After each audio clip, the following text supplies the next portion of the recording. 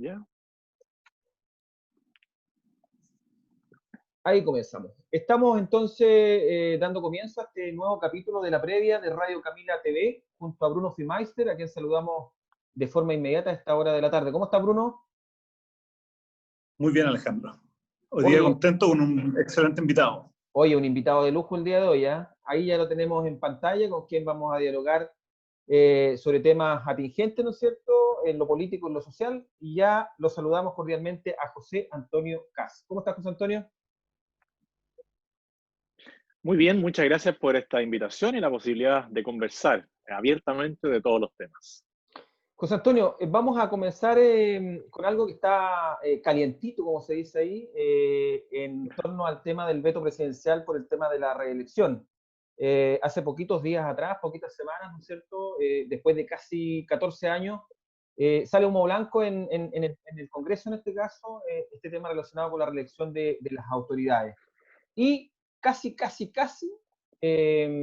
bajo una presión al presidente de la República, se echa por tierra prácticamente esta opción. ¿Cómo es tu visión en torno a este proyecto de ley y este casi veto presidencial que se le podría haber dado al tema de la reelección de las autoridades? Bueno, lo que pasa es que el veto apuntaba al tema de los alcaldes Sí. y la posibilidad de darle una reelección más a los alcaldes y a los concejales, dado que se hicieron cambios muy repentinos.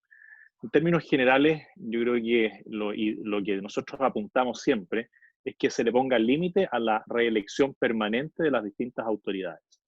El problema aquí es que se arrastró esto por mucho tiempo y un proyecto de ley que yo de hecho también suscribí en su momento de que había que, y voté a favor, perdón, no suscribí, pero voté a favor de que había que ponerle término a la reelección permanente, demoró casi 14 años en el Congreso, 12 o 14 años por ahí.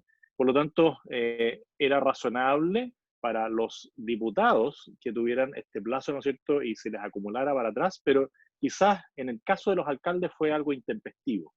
Más allá de eso, yo creo que es bueno fijarle plazo a las reelecciones en cualquier tipo de elección popular, sea concejales, cores, alcaldes, diputados, y pienso que 3 periodos es un tema razonable para los diputados y 2 periodos para los senadores. A mí me preocupa mucho más, sí, el tema de un proyecto de ley que está ahí esperando que le den urgencia, que permitiría a los diputados y a los alcaldes, perdón, a los diputados y a los senadores, Sí. poder postularse bajo una figura nueva de inhabilidad a los cargos de alcaldes y gobernadores.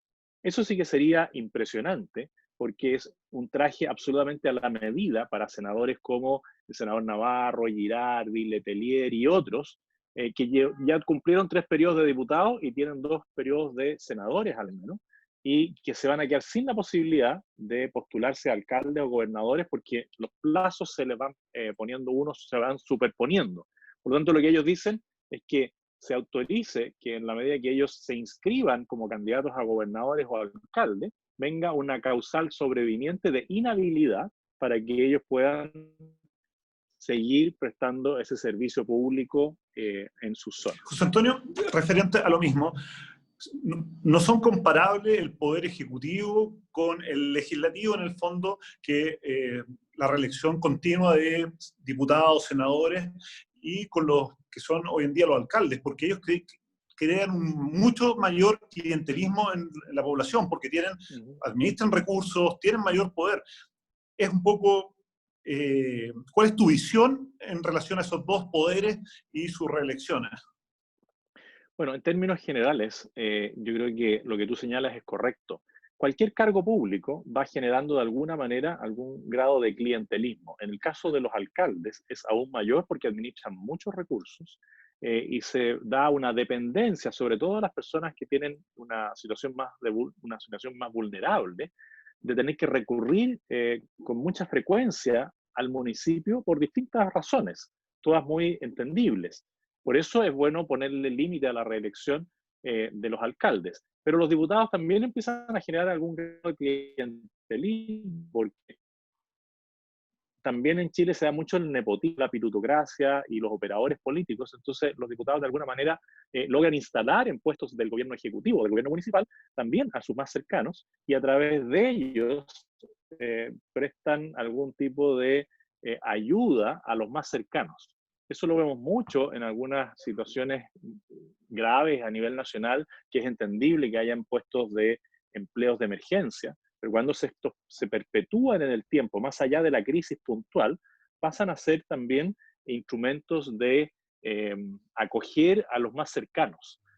Al final, todo tipo de clientelismo permanente en el tiempo termina esclavizando a las personas, porque esa persona pierde la libertad. Lo que tú tienes que hacer desde el Estado, desde los puestos públicos, es ir generando las condiciones para que las personas cada vez tengan más posibilidades de independizarse de un poder o de un sistema asistencialista. Lo que busca generalmente la izquierda más radical es, por un lado, expropiar bienes, por otro lado, generar el clientelismo, la dependencia, y después incluso el racionamiento, porque ya ahí tienen el poder total. Cuando no hay muchos bienes y yo administro esos pocos bienes que están, bueno, claramente paso a tener una especie de poder total sobre las personas más vulnerables. José Antonio, vamos a ir viendo varios temas. Queremos tratar de aprovechar al máximo esta media hora. Hay un tema que es bastante atingente. Hay algunos líderes políticos que intentan, ¿no es cierto?, presentar una moción al Congreso, en este caso, y presionar obviamente al presidente de la República en torno a la posibilidad de retirar un porcentaje de los fondos de pensiones. ¿Cuál es tu visión en torno a ese tema puntual que ya viene arrastrándose hace ya muchísimo tiempo? Bueno, aquí hay varios temas, pero el tema principal en el caso de diputados de derecha, que yo siempre he entendido que son aquellos que cuando juran por una ley, en este caso por la Constitución, van a cumplir su palabra. Y me sorprende mucho que diputados de derecha, habiendo jurado respetar la Constitución, la pasen a llevar. Una cosa es que yo me siente con los técnicos y haga un estudio y vaya a una reunión con el presidente y le digo, mire, mi opinión en esto es que tenemos que avanzar en un cambio en el sistema de pensiones, que yo no comparto, pero ese es el mecanismo. Pero ya cuando hay diputados de derecha que presentan proyectos inconstitucionales, como hemos visto en las últimas semanas, eso ya se llama populismo. Y además infringir el compromiso. O sea, no solamente están infringiendo la Constitución, sino que están infringiendo, o sea, están rompiendo su palabra, su juramento. Hay algunos que juran por Dios que van a cumplir la ley y la Constitución, bueno, y con esto se olvidan de ese juramento. Ahora, en el tema ya más de fondo, y esto podría ser algo formal, pero muy grave, porque cuando tú destruyes la institucionalidad, al final terminas destruyendo las bases sobre las cuales tú construyes la confianza en un país. Y en el tema de fondo, yo creo que es una mala alternativa echar mano en un momento de crisis a los fondos previsionales, sobre todo cuando estos fondos previsionales han también tenido una pérdida producto de la violencia extrema del 18 de octubre y producto de la pandemia que nos afecta hoy día. Por lo tanto, muchas de las personas frente al estado de necesidad van a perder mayor cantidad de recursos porque van a salir a vender ese 10% que tienen a un valor mucho más bajo del real. Y por otro lado, lo que yo esperaría de al menos los parlamentarios de derecha es que tengan una fórmula bastante más creativa que la de la izquierda. O sea, aquí estas son las clásicas soluciones de la izquierda populista que reparte lo que no les pertenece. Y, por ejemplo, la derecha podría decir, bueno, vendamos un 20% de Codelco, vendamos ENAP, vendamos parte de Televisión Nacional y con esos recursos vayamos en ayuda de aquellas personas de clase media, ¿no es cierto?, que no reciben los bonos del Estado, que no reciben los beneficios, pero no afectemos sus ahorros previsionales, porque esto es pan para hoy y hambre para mañana, tanto Exacto. para las familias como para el Estado. Porque si esas familias retiran sus fondos y el día de mañana no tienen suficiente para su jubilación, ¿a quién van a recurrir? Al Estado. Y vamos a tener el mismo problema desplazado en 5 o 10 años más. Por lo tanto, lo que tenemos que buscar son fórmulas distintas que no empobrezcan a las personas hacia el futuro y que además nos ayuden a solucionar el problema, que es que el Estado es un muy mal administrador de recursos. Por lo tanto, si al mundo de Codelco entra un 20% de personas con acciones, van a vigilar mucho más que se cumpla con lo que está establecido en la ley para el funcionamiento de Codelco. Y si alguien tiene una necesidad, podrá vender sus acciones a otra persona que le interese estar ahí. Y con eso hacer caja suficiente para pasar por este difícil momento. José Antonio, a los chilenos se le ha mentido constantemente que aumentándole los impuestos con una promesa falsa que se va a recaudar más. Hemos visto que en el tiempo el IVA pasó del 18 al 19% de forma transitoria, se hizo una reforma mal hecha en el gobierno pasado y no se ha logrado esta recaudación. La deuda pública va a representar en poco tiempo más, entre años, dicen un 48% del PIB, lo que va a ser una deuda que van a arrastrar nuestros hijos y generaciones por delante, y vamos a pagar más de 4.500 millones de dólares, mucho más de lo que fue la reforma. El Estado se ha vuelto un Estado grasoso, pesado, donde hay una sobredotación en muchas partes de funcionarios públicos, servicios ineficientes, programas que no sirven para nada. ¿Cómo podrían enfrentar o cuál sería tu visión para poder reformar eso? Por detrás tenemos muchas veces asociaciones de funcionarios que impiden la reforma porque están extremadamente polarizadas, politizadas. ¿Cómo pudiésemos meterle mano en el fondo para poder mejorar este Estado, hacerlo más liviano, más eficiente, que recaude más? Bueno, hay una vía que es la legislativa, que pasa por cambiar el Parlamento, y para eso tenemos elecciones el próximo año, donde requerimos con urgencia tener alguna mayoría parlamentaria acorde al gobierno de turno, que yo espero que siga siendo un gobierno de derecha, pero que tenga mayoría parlamentaria. Si tú me preguntas a mí qué haría yo bajaría los impuestos de todas maneras, porque es un círculo virtuoso. Al final, la izquierda, de nuevo, usa el mismo eslogan, el impuesto a los súper ricos, el impuesto a los que ganan más. Eso lo único que hace es espantar a las personas que quieren venir a invertir, a las personas de esfuerzo, de trabajo, que han acumulado por su trabajo algún grado de bienes o riquezas, ¿no es cierto? Pero que de repente viene alguien y le dice, no, es que tú tienes mucho, te voy a quitar. Pero no le reconocen que esa persona trabajó y se esforzó para tener lo que tiene, y lo que están haciendo con eso es decirle, venda y váyase del país. Y a los extranjeros están diciendo, no venga para acá porque le vamos a subir los impuestos. Entonces el extranjero o el inversionista dice, bueno, ¿dónde invierto? ¿En Perú, en Bolivia, en Argentina? Donde me cobren menos impuestos y haya más certeza jurídica en el tiempo. Dos cosas que en Chile se han perdido después del 18 de octubre con el tema de la Asamblea Constituyente. Se le dice a todas las personas que aquí van a haber 2 años de incertidumbre, porque no sabemos cuál es la constitución eventual que podríamos llegar a tener si gana el apruebo. Y respecto del Estado, hay que achicar el Estado. Una cosa es el camino legislativo, que es el que al final del día te permite rebajar impuestos, pero si tú ya no logras tener mayoría parlamentaria, bueno, tienes que achicar el Estado. Y eso lo achicas primero sacando a los parientes, sacando a los operadores políticos, sacando a los apitutados de siempre, y mostrándole a la ciudadanía quiénes son, porque se ocultan y se mimetizan y al final no hacen las pegas. Entonces debería haber casi, así como la transparencia que se le está exigiendo a los parlamentarios, transparencia administrativa. Y nosotros deberíamos saber cuántas horas libres tiene al año alguien, cuántas licencias se tomó alguien en el Estado, porque son casi 4 veces más que en el mundo privado.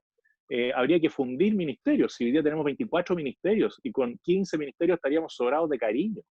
La CONAF tiene más de 30 periodistas y la CONAF apaga incendios forestales, no incendios políticos. Entonces, todo está mal diseñado y este gobierno, lamentablemente, de Sebastián Piñera, no ha cumplido con su compromiso, que era señalar que iba a ir por la baja de impuestos y reducir el tamaño del Estado. Solo lo ha hecho crecer y como tú dices, ¿cómo se paga eso? Con los impuestos. Por eso la teoría de la izquierda para ellos es válida, porque quieren estar todos dentro del Estado y quieren que el resto del mundo les pague el sueldo. Y con los impuestos, ¿a quiénes se les paga primero? A todos los funcionarios públicos, más allá de que se hagan bien su pega o la hagan mal. Porque aquí pagan justo por pecadores. Hay muchos funcionarios públicos que hacen bien su trabajo y que se esfuerzan, pero hay otros que se cuelgan. Y bien el Estado, ¿no es cierto?, como un proveedor de recursos infinitos que no los tiene. La focalización del gasto público es algo que se perdió durante los gobiernos de la concertación y de la nueva mayoría y que tenemos que recuperar de manera urgente.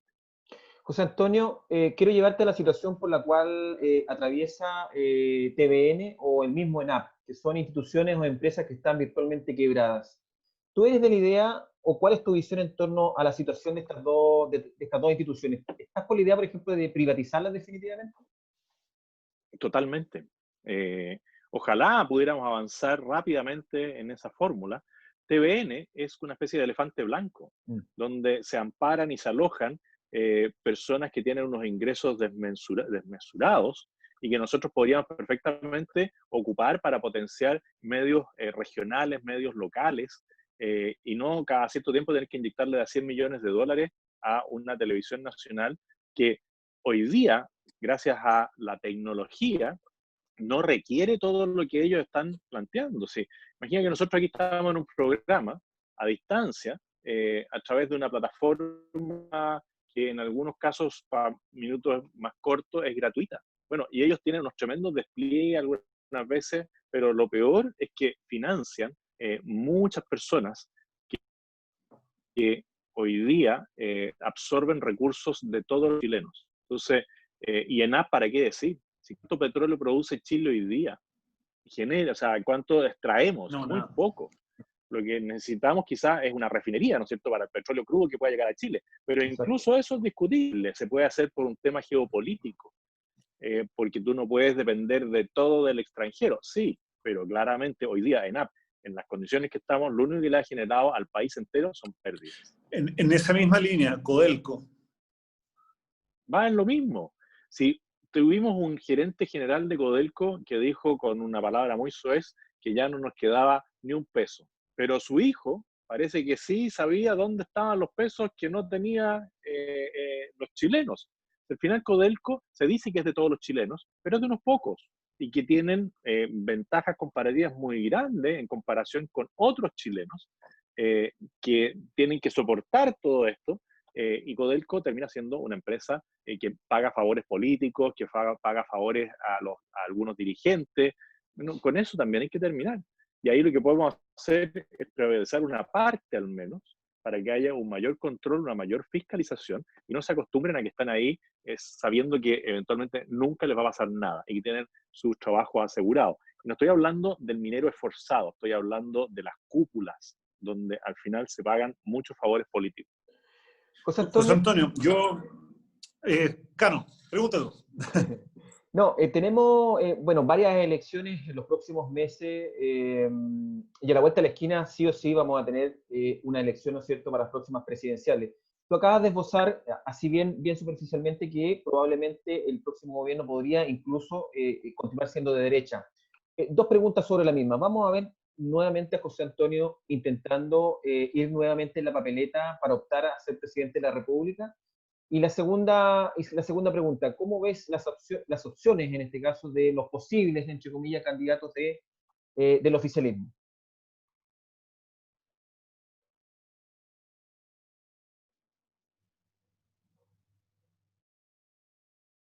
La última parte como que no alcancé Yo a tampoco. captarla.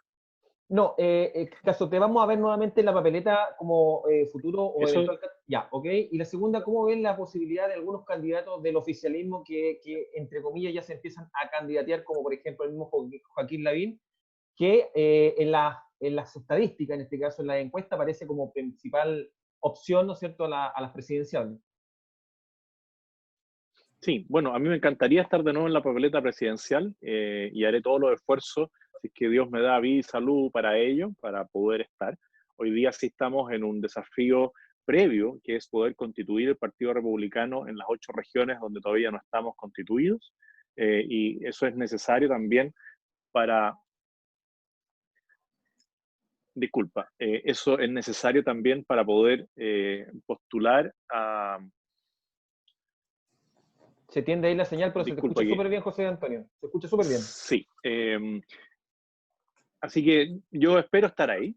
Y por otro lado, en el tema de los posibles candidatos, claramente ya hay algunos candidatos que se han ido mostrando. Dentro de la derecha están los que ya fueron en la última primaria, como Manuel José Sandón, Felipe Kast, Andrés Alamán, estará Mario Desbordes quizá, y también Joaquín Lavín, que es el que lleva hoy día eh, la primera posición en las encuestas de opinión. Y eso es real, porque una persona que está casi todos los días en los medios de comunicación y que tiene todos los recursos disponibles para hacer planteamientos desde el municipio que tiene mayor cantidad de recursos, es obvio que si lo hace relativamente bien, va a estar bien evaluado. Lo que a mí no me parecería así es que se usen los distintos trampolines políticos, por ejemplo, que se postule a la alcaldía de nuevo Joaquín Lavín, y después, una vez que gane ahí, después de haber tenido una campaña, una presencia mediática importante, diga, bueno, ahora el país me llama a un Nuevo desafío. desafío mayor, ¿no es cierto? Y yo no puedo negarme. Él ya tiene claro que quiere ser candidato a presidente, y yo creo que lo mejor es sincerarlo y que empiece a pensar en quién lo va a reemplazar en la alcaldía de Las Condes, y no use la alcaldía de Las Condes como un trampolín electoral mediático para poder mantenerse vigente en el tiempo. Y los otros candidatos espero que también sean prudentes en el uso de sus cargos y de los recursos públicos para poder promocionarse. José Antonio, una pregunta que ya más que nada tiene como la orgánica del país. Nosotros los sureños, porque yo me considero nacido, criado en el sur, estudié en la Universidad Austral de Valdivia, siempre mi vida la he hecho acá, cada vez nos sentimos más desvinculados de Santiago. Hay incluso amigos que tienen casi unas ganas de independencia ya de Chile, entre comillas, porque ven que Santiago, la verdad, absorbe todo el poder. Vemos que los recursos los absorbe Santiago, que las leyes, por ejemplo, Espejo del Transantiago, no son lo que prometieron ser. ¿Cuál medida ves tú como una solución? Muchos plantean transitar a un Estado como lo federal, como son la mayoría de los países europeos, o descentralizar con el sistema de regionalismo, cada vez fraccionando más el país. ¿Cuál sería tu camino para descentralizar este país? La voluntad política, porque más allá de las distintas leyes, lo que muchas veces se genera con estos nuevos sistemas es más gasto público. Y nosotros en Chile no tenemos un saco sin fondos de recursos, tenemos fondos limitados. Por lo tanto, lo que tenemos que hacer es optimizar el uso de los recursos. El Transantiago es un fracaso. O sea, más que los fondos espejo, nosotros le deberíamos haber dado esos 800 millones de dólares de pérdida anual a las regiones y haber mantenido el sistema de locomoción colectiva en Santiago con ciertas mejoras. Porque claramente tenía deficiencia el sistema de las micros amarillas, pero por lejos era un sistema más económico y más eficiente y a mejores zonas. Y ahí hubo una decisión política mal tomada por mí, y que nadie se hace cargo, pero ahí tienes 800 millones de dólares que se pierden anualmente en una muy mala política pública que podría estar perfectamente destinada completa a regiones. Y así suma y sigue. Cuando tú achicas el Estado, vas a tener más recursos, pero lo que se requiere es un plan país. Un plan que diga, bueno, cuáles son las necesidades reales de las distintas regiones, y también hablar de la descentralización regional, porque en la región de Ñuble le pasa lo mismo a las personas de San Carlos con Chillán, y antes Chillán le pasaba lo mismo con Concepción. Entonces el reclamo era doble, porque primero reclamaban contra Concepción y después contra Santiago. Y hoy día la concentración a nivel de regiones también se da. En Antofagasta, o sea, en Calama reclaman porque todo queda en Antofagasta. En Iquique, los de Pica o los de Alto Hospicio dicen, bueno, todo queda en Iquique. En Puerto Montt se da con Osorno, y Osorno dice, todo se queda en Puerto Montt. Entonces, hay que hacer descentralizaciones a nivel nacional, pero también a nivel regional, y eso se logra con carácter político. Si aquí, más allá de que se elijan los gobernadores regionales o los cores, porque cuando se eligieron los cores de manera directa se dijo esto va a cambiar, no cambió, la gente ni siquiera sabe lo que es un core, un consejero regional, cuál es su función, cuántos recursos administra, que son muchos. Por lo tanto, desde la cabeza tiene que venir un planteamiento distinto. Los periodos presidenciales son de 4 años, pero lo que tenemos que lograr es que los proyectos país trasciendan el color político del gobierno de turno. Bueno, nos quedan 2 preguntitas con nuestro invitado. Estamos a esta hora de la tarde dialogando con el líder del Partido Republicano, José Antonio Kast. José Antonio, tu opinión, bueno, lleva poquitos días al mando de la cartera de salud el doctor París. ¿Qué te pareció su desempeño y sobre la misma tu opinión en torno a la salida brusca, en este caso, del ministro Mañalich? Bueno, yo lamento y lamenté profundamente y sigo lamentando la salida del ministro, quien fue el gestor de que nosotros tuviéramos la cantidad de respiradores artificiales, camas críticas, residencias sanitarias, etcétera, etcétera, etcétera, personal médico preparado y apto para poder enfrentar esta pandemia. Y hoy día se está viendo los resultados a un nivel muy alto de contagios, porque también digamos que tenemos uno de los países que tiene más test para determinar si alguien está contagiado, no se han dado estos videos del que se daban en España, donde un médico decía, tengo que decidir a quién voy a salvar, si a este paciente o a este otro paciente, porque tengo un solo ventilador mecánico. Esa realidad en Chile, gracias a Dios, no se ha dado todavía, y se han implementado otras medidas como las cánulas de alto flujo de oxígeno para poder paliar la situación, y eso se lo debemos en gran parte al ministro Mañalich y a su equipo.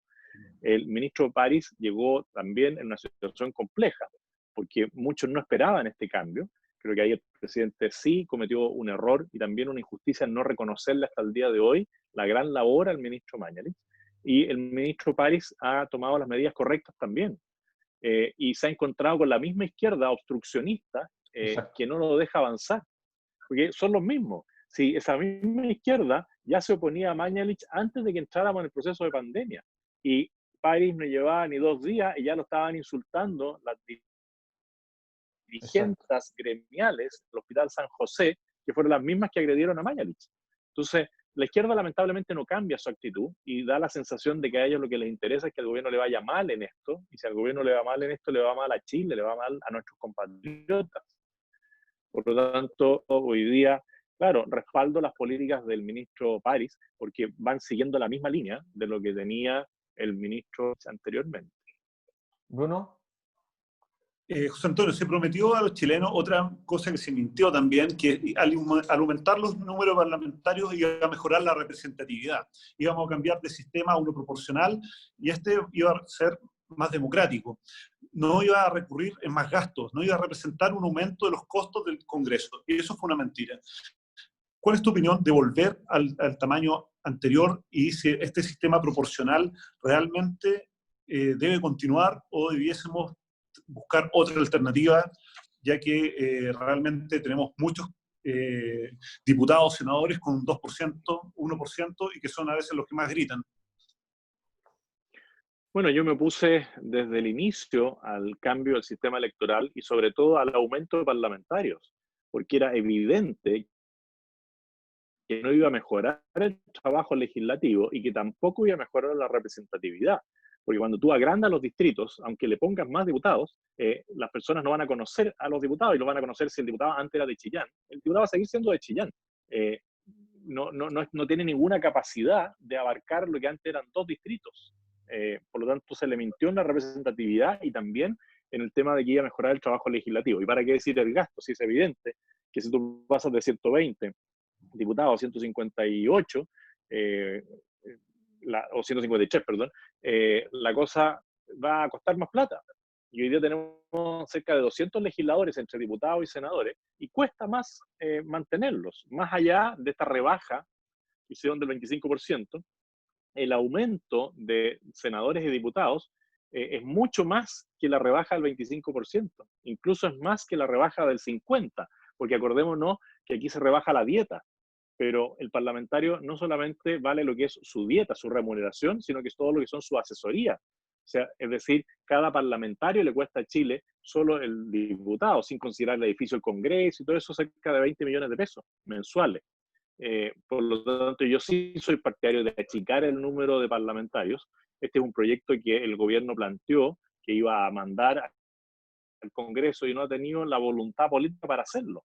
Sí tendría el respaldo ciudadano, si la gente no quiere más parlamentarios, pero el gobierno no ha tenido la fuerza para mandar ese proyecto de ley al Congreso y ponerle discusión inmediata, para que ya el próximo Congreso vuelva a tener 120 diputados y no más. Incluso ojalá tuviera menos. Lo que sí a la gente hay que abrir los ojos, que este llamado a Asamblea Constituyente, lo que le trae, como dicen los jóvenes, es 200 legisladores más. Porque en paralelo a tener los 200 que ya tenemos hoy día, que son excesivos, le van a agregar otros 200 que se supone que van a aparecer de la ciudadanía, ¿no es cierto?, como cuerpos angelicales, y que van a redactar una nueva constitución que se va a redactar si que se concreta la Asamblea Constituyente entre la presión, la violencia, todo lo contrario a lo que se necesita para redactar un texto constitucional. Lo que deberían hacer los parlamentarios que van a ser electos el próximo año, ellos, en la medida que tengan las mayorías suficientes, presentar un proyecto de reforma constitucional y discutirla en la sede legislativa, que es el Congreso, que está hoy día también, a través de la Constitución, facultado para introducirle modificaciones a la Constitución, como de hecho ya se ha realizado varias veces. José Antonio, somos bien respetuosos con los tiempos. Queremos agradecerte a nombre de La Previa, este programa de Radio Camila, junto a Bruno, agradecerte tu deferencia de haber permitido, ¿no es cierto?, compartir estos minutos, ¿no es cierto?, de temas atingentes en torno al tema político y social. Bruno, no sé si quieres comentar algo igual. Lo mismo, agradecer tu tiempo, José Antonio. Quedan varias preguntas en el tintero, pero yo creo que podemos hacer una conexión más adelante, no habría problema, habiendo disponibilidad de tiempo. Dejo la invitación hecha desde ya. De todas maneras, yo agradecido y les tomo la palabra, así que ahí nos ponemos de acuerdo para poder conversar en una próxima oportunidad. Muchas gracias. Un abrazo, José Muchas Antonio, gracias, virtual a la distancia. Chao, chao. Chao, chao. Ahí estábamos con José Antonio Kast dialogando sobre acontecer político y social. Oye, Bruno, una de las primeras preguntas que le hicimos al líder del Partido Republicano es esto que estaba en el tintero, esto que de hecho lo conversamos antes de salir al aire, del veto presidencial. Según mi postura, habría sido impresentable, a pesar de que dos partidos a los cuales nosotros pertenecemos, en este caso RN y la Unión Escucho Democrática. un poco cortado, Cano. Repito de nuevo. ¿De nuevo? ¿Me escuchas bien?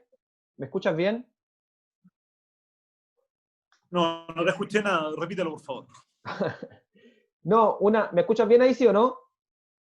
¿Ahí sí? Sí, ahora sí. Ya. No, te digo que una de las primeras preguntas que le hicimos a José Antonio es esta noticia que estaba en el tintero en torno al veto presidencial de la reelección. Según mi postura, habría sido impresentable que el presidente hubiese accedido a la presión de los partidos políticos del oficialismo. Creo que fue una buena opción. Yo sé que hay muchos alcaldes que han estado ya en campaña para las próximas municipales, pero en este caso, este proyecto de ley definitivamente tenía que ir tal cual como se había presentado. Afortunadamente, según mi postura, se logra en este caso promulgar, y hace poquitos minutos atrás el presidente de la República obviamente enunció aquello. ¿Cuál es tu postura en torno a eso? ¿Tú estabas de acuerdo que se accediera a este veto? Mira, Cano, nosotros que estamos metidos en política, siempre vamos a estar bajo el escrutinio de la gente. Y a mí lo que me preocupa, más que nada, es que el legislativo ha estado legislando mal. Independiente de que se presente una moción de veto o lo que venga después, es que tú tienes que sacar leyes que estén bien hechas. Hemos tenido una reforma constitucional que está demostrado, lo hablamos con José Antonio, que salió mal hecha, no recaudó más de lo que se había prometido. Se prometió que iba a recaudar una cantidad y no lo recaudó. ¿Por qué? Porque estaba mal hecha. Fue una ley. Ahora sacamos una ley que limita las reelecciones. Después algunos parlamentarios quieren vetarla. ¿Por qué no sale bien hecha del Congreso? ¿Cuál es el problema? ¿Cuál es la señal que estamos dando a la ciudadanía? ¿Qué están dando los parlamentarios? Yo no soy del Parlamento, no pertenezco a eso, yo soy un simple funcionario público, y que ahora estoy hablando como un civil nomás, un ciudadano. Como persona natural, sí, se entiende. Como persona natural, pero ¿cuál es la imagen que dan? Que tienen que ir después poniendo vetos a las leyes. Y así van en distintas leyes que hay que irlas corrigiendo. Vemos que se llevan al Tribunal Constitucional, que son inconstitucionales, leyes que implican gasto público, esas no pueden ser impulsadas por el Congreso, esas tienen que venir del Ejecutivo, y hay una serie de normativas que están entrelazadas con la Constitución, que no pueden ser anticonstitucionales. Teníamos, por ejemplo, al senador Carlos Montes, que proponía un cambio constitucional que permita al Banco Central comprar bonos directamente, por simple mayoría de los consejeros, y también con discusión de la autonomía del Banco Central. Son cosas que han permitido dar certidumbre a Chile de crecimiento, tener un Banco Central autónomo. Son señales que a los mercados nos van a pegar muy fuerte. Yo siempre me doy todos los días el tiempo de leer el diario financiero, casi completo. La verdad es que hoy en día los mercados están súper revueltos, y lo que menos necesitan los políticos es meterle más pelo a la sopa. Se necesitan certidumbre, para cualquier persona que es un inversionista, necesita tener la claridad del horizonte. Todas las inversiones, como decía José Antonio, no son de 1 o 2 años. Las inversiones son con horizonte de 10, 15, 20 años incluso para poder amortizar. Imagínate un consorcio internacional que venga a Chile y que quiera construir, no sé, un parque eólico como los que están construyendo. Si no tienen la cancha clara para los próximos 30 años, ¿cómo van a invertir en energías renovables no convencionales y vamos a cambiar nuestra materia energética? Eso, hoy en día, en nuestra provincia, somos una de las principales provincias productoras de energías renovables no convencionales, parque eólico. Por lo tanto, estas empresas, que son consorcios internacionales, que invierten miles de millones de pesos, requieren certidumbres y esas tienen que venir de la clase política. No podemos estar creando incertidumbres en momentos donde también el desempleo ha crecido sobre los 2 dígitos, que crecer 2 dígitos no es 90, sino que es 12, que es muy preocupante. Siempre hay la discusión de especificar, que no es lo mismo 2 dígitos de 90 que de 12, pero es preocupante. Nunca habíamos tenido un desempleo tan alto en la última década. Tú dices que, no sé, por la lectura de tus palabras, tú dices entonces que nuestros parlamentarios no dan el ancho, en definitiva, con algunas leyes que vienen con, no sé si con letra chica o vienen lisa y llanamente mal formuladas, nomás desde la génesis, digamos. Yo creo que hace tiempo que se están cometiendo errores en el Congreso, no están saliendo las leyes bien. Yo creo que se ha perdido la capacidad de dialogar. Yo he tenido la oportunidad, me he dado a veces, discúlpame que lo diga, pero la lata de ver muchas discusiones completas, horas, viendo discusiones completas de leyes. Y hay parlamentarios que argumentan de una manera paupérrima. Tienen argumentos que no son de la altura de un congresista que tiene millones de pesos a su disposición libre para poder contratar asesores que le puedan indicar y capacitar en torno a los temas que están legislando. Por lo tanto, creo que sí, hay un problema de fondo. Creo que más no quiere decir mejor. Se aumentó la cantidad de parlamentarios y no creo que muchos de los que hayan llegado al Congreso a aportar. Lamentablemente vemos en todo lo discusiones contrario, serias. todo lo contrario, hay un porcentaje parlamentario que una de dos, o fue arrastrado o salió con una votación muy, pero muy mínima. Y todos sabemos a dónde apuntan esa gran cantidad, ¿no es cierto?, de parlamentarios que lisa y llanamente van, como se decía en la época de colegio, van a puro calentar el asiento al Congreso. Por supuesto, vemos un Florcita Motuda que salió arrastrado. Por nombrar alguno. Por nombre, pero que la verdad a mí no me gusta ver ese tipo de parlamentarios. No me gusta ver parlamentarios que no se toman su labor en serio. No es un show de televisión. Estás legislando para las futuras generaciones, para mis hijos, para mis nietos. Entonces tú te tienes que tomar con la seriedad adecuada las cosas. Creo que se ha perdido el nivel que tenía el Congreso de los antiguos parlamentarios, donde un Gabriel Valdés, por ejemplo, un demócrata cristiano, que era considerado transversalmente como un gran político, y así muchos otros que pudiese nombrar que han ido saliendo. Y las nuevas generaciones, lamentablemente, en muchos casos no han estado a la altura de lo que significa ser un parlamentario y representar a los chilenos. Oye, Bruno, estaba revisando Twitter, hay un tema bien puntual que para mí en realidad pasa a ser casi cómico. Se sorprende a la líder, a la presidenta Merkel, comprando en un supermercado con su carrito con vino. Y el tuitero dice, en países desarrollados no es un escándalo que un presidente compre vino. No obstante, aquí en Chile, hace poquitos días atrás, se sorprende al presidente Piñera comprando una botella de vino, una, dos, da lo mismo en realidad cuántas compró ni dónde las compró. ¿Tú crees que en Chile somos medio chaqueteros, como que le ponemos más color o los quedamos en detalles que no son en realidad significantes para el acontecer que tenemos hoy en día? Totalmente de acuerdo. Creo que hay cosas que están totalmente fuera de foco. Por ejemplo, que en el funeral del tío del presidente se haya armado ese escándalo porque levantó la tapa del ataúd. Creo que es un escándalo totalmente innecesario. Los ataúdes están sellados. Yo en esta misma fecha tuve que sepultar a mi abuelo José López, que tenía 90 años, un poco más cuando falleció, y obviamente mi madre o yo levanté la tapa y me despedí de mi abuelo, Sí, sí, son sí, sí. los ataúdes ensayados. Creo que es siempre buscando la política chica, buscar En el fondo es no entender la la pequeñez, interpretación, eso es buscar la pequeñez. es no El entender la presidente, interpretación de lo que es un ataúd cerrado, o sea, perdón, sellado. sí, no, es buscar la quinta pato al gato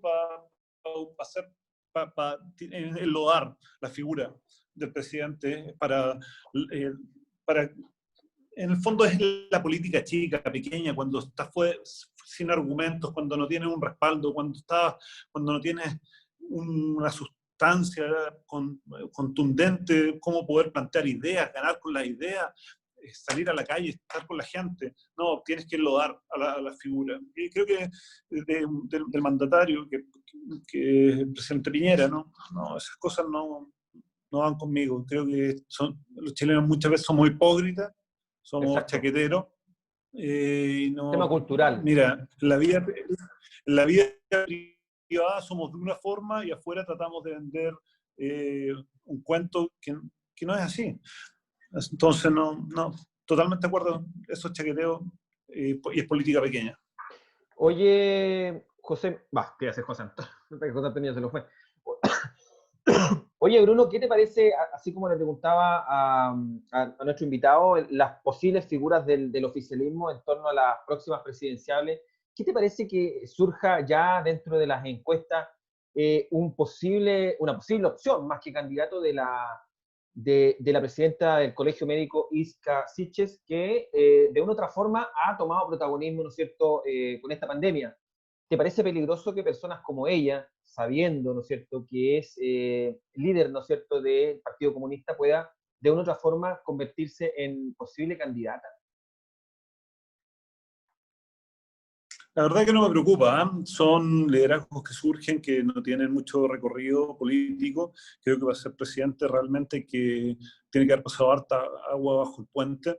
Los presidentes que hemos tenido han sido ministros, han sido parlamentarios, tienen toda una carrera política detrás que les permite situarse en el cargo de presidente con equipo, con gente, poder gobernar un país que es algo sumamente complejo por todo lo que requiere la capacidad, la muñeca política, etcétera. Muchos años más podrá lograr posicionarse mejor, si es que se carrera política, desconozco, pero creo que algo circunstancial, dada la pandemia, pero después de esto no creo que tenga mucho más que aportar al mundo político como para ser presidente, digo. Quizás si quiere optar a otro cargo, puede ser, ¿por qué no?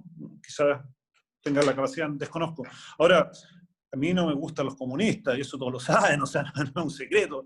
Yo, un comunista en ningún cargo lo quiero yo ver, porque creo que son una ideología anticuada, nefasta, así que yo soy súper franco en ese sentido, no comulgo con la forma de Extremista en este gobernar, caso, de la comunismo. visión, de nada de un comunista. Ajá. Exacto. Oye, Bruno, bueno, estamos a esta hora, nos quedan los últimos 10 minutos, 15 minutos, no, 13 minutos, en la previa de Radio Camila TV 98.3 y en plataformas digitales. Todos los viernes, recuerde, vamos a estar con un invitado acá en este conversatorio junto a Bruno Fimeister. Alejandro Cano es mi nombre. Oye, Bruno, vámonos al plano local. Hemos tenido lluvias ya, pero en realidad agüita que nos servía, ¿no es cierto?, necesaria para esta sequía que ya viene siendo arrastrada desde muchísimo tiempo a la fecha, pero lluvia que muchas veces provoca más de algún problemita. Se han visto muchos anegamientos acá en nuestra comuna. Hace poquitos días atrás, semanas atrás, incluso dialogábamos nosotros de unas inundaciones, valga la redundancia, en algunas poblaciones de acá de la comuna de Los Ángeles, pero vuelve a salir, ¿no es cierto?, al tapete el tema del Estero Quilquin. ¿Tú piensas que hay un tema definitivamente que es culpa del municipio, no se hacen Se escucha un poco cortado, Alejandro. ¿Me va a hacer repetir de nuevo? Se escucha súper cortado, no te escucho nada. De verdad, no escuché nada. Muy larga la pregunta, dices tú. Demasiado larga la pregunta. Sí. No, No, que se cortó, se escuchaba todo cortado. ¿Hasta dónde me escuchaste? Nada. Nada. Partimos de nuevo. Bueno, aquí estamos con la previa de radio. ¿No? No. Oye, no, tú levántame la mano cuando ya no escuches nada. No, te comentaba que Ya. han llegado De las las lluvias, lluvias, creo que mucha las lluvia. lluvias, que hacen bien obviamente a la sequía, ¿no es cierto? Pero que han provocado más de algún problema en nuestra comuna, algunos anegamientos, ¿no es cierto? Y vuelve a salir el tema, ¿no es cierto?, del estero Quilque. Mi pregunta, de rompe y borrazo, o sea, ¿es culpa del municipio de que no se haga un plan de limpieza del estero Quilque, o definitivamente esto está mal confeccionado y hay que hacer una cosa nueva que evite, ¿no es cierto?, que se salga el estero Quilque cada vez que llueve un poquito mucho, digamos? Sí. Mira, el problema del estero Quilque no es un problema ni de esta administración, Ya. ni de la anterior, ni de la anterior, ni de la anterior. Esto viene hace mucho tiempo. El estero Quilque sufre como un embotellamiento entre la calle Villagrán y Exacto. Almagro, donde el caudal como no puede pasar completo y eso hace que este estero Quilque se rebalse. Es el problema. Todas las aguas convergen de la ciudad en ese bajo, que es el punto más bajo del estero Quilque, y se rebalsa. Lo que habría que hacer justamente es un plan. Estructural. Claro, mira, hay un proyecto que es el Costanera Quilque, que es un proyecto que ya se inició con el Parque Costanera Quilque, que queda en el sector poniente, que quiere llegar hasta ese sector. O sea, llega casi hasta la avenida, la idea es que llegue este Parque Costanera hasta la avenida de la Industria. Y ahí se van a encauzar mejor el cauce del río y se van a hacer modificaciones, cambiar los puentes y esas cosas. Eso está dentro del plan de desarrollo comunal y eso se va a hacer. Pero sería bastante, uno tiene que también reconocer que no es culpa del municipio ni de nadie ahora que se salga el Quilque, porque históricamente se ha salido siempre. Y ahí requieren obras mayores, inversiones mayores que tienen que irse haciendo paulatinamente, que se van a hacer cuando se haga este megaproyecto, que es bastante lindo, ¿eh? No sé, mucha gente de la ciudadanía no lo conoce, pero es hacer una costanera del río Quilque como un parque. Así que yo creo que cuando se lo materialice eso, se va a poder hacer. No obstante, hay otras cosas que sí son responsabilidad de diseño y de mantención en otros sectores, donde hace falta la limpieza de los colectores de agua lluvia, hace falta también un mejor diseño para poder tener mejor evacuación de agua lluvia, etc. Ahí estamos un poquito al debe. Hay en algunos sectores, pero en general la ciudad se ha comportado bastante bien. El tema donde ha sido un poco más complejo y que ha dejado estas lluvias que ha desenmascarado es algunas construcciones que no cumplen los estándares requeridos y han habido filtraciones de agua, han habido goteras, etc. Y eso es inadmisible, porque hay una ley que exige una calidad y que hay unas garantías y las constructoras tienen que responder, ya sea de manera voluntaria, y si no es voluntaria, tiene que esto, por medio de los tribunales, exigirle la calidad a los vecinos. Porque el sueño de la casa propia, el tener tu casa, no puede verse truncado por una irresponsabilidad o una mala fabricación de una casa que con esta lluvia se bajo ninguna circunstancia. ¿Aló? Sí, no, sí, te escuché súper bien. Yo, a diferencia tuya, te escucho bien. Yo no sé, de repente se tiende a pegar un poquito la Oye, Bruno, ¿y tu visión o tu opinión en torno a las ollas comunes que se vienen desarrollando en Chile, pero que también han llegado acá a la comuna? De hecho, se han visto algunos concejales, de hecho, un concejal de tu lado político, de tu partido, liderando, ¿no es cierto?, estas ollas comunes. ¿Cuál es tu postura? Hay gente que también como que le tiende a incomodar un poco, ¿no es cierto?, esta opción de ir, ¿no es cierto?, en ayuda de ellas con una olla común. Mira, las ollas comunes, yo creo que la olla común, si las quieren hacer y hay gente interesada, está bien.